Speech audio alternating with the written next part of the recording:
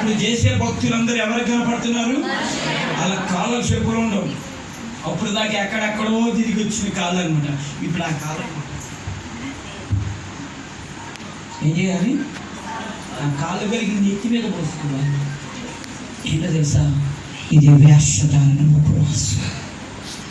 ఈ వేషధారణ ఉపవాసం మన సంఘాల్లో ఉండకుండా ఉండుగా. రెండోది, ఉపవాసం ఉన్నప్పుడు నువ్వు ఎలా ఉండకూడదు?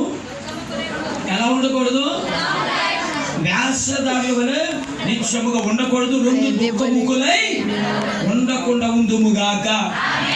మీరు ఉపవాసం ఉన్నప్పుడు మనుషులకు కనపడవలనని, ఎవరు కనపడవలనని కాక తారు తమ ముఖములను ఏం చేసుకుంటారంట?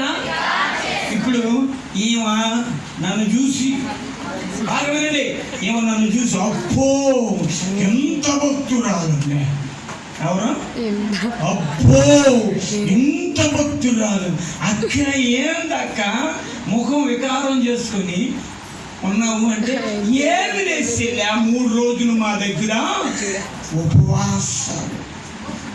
దేవుడికి స్తోత్రం. అటువంటి అనుభవాలు మనలో ఉండకుండా ఉండునుగాక. ఆ తర్వాత చదవమ్మా. ఏం చేస్తారంట? వారు తమ ఫలము. నిజంగా ఇటువంటి ఉపవాసాలు చేస్తే ఆశీర్వాదం కాదు కదా, దీని వలన మీరు ఫలం పొందుతారంట. అంటే నష్టము పొందుతారు, జాగ్రత్త. ఆమేన్. నిజమైన ఉపవాసం అంటే ఏంటో యేసుక్రీస్తు తనను వెంబడించుచున్న వారికి చక్కగా నేర్పించాడు. చదువు కిందకి. ఉపవాసము చేయుచున్నప్పుడు మనుష్యులకు కనబడవలనని కాక రహస్యమందున ఎవరికి కనపడాలంట? నిజం చెప్పండి, ఇప్పుడు చేసే ఉపవాసాలు మనుషులు కనపడుతున్నారా, దేవునికి కనపడుతున్నారా?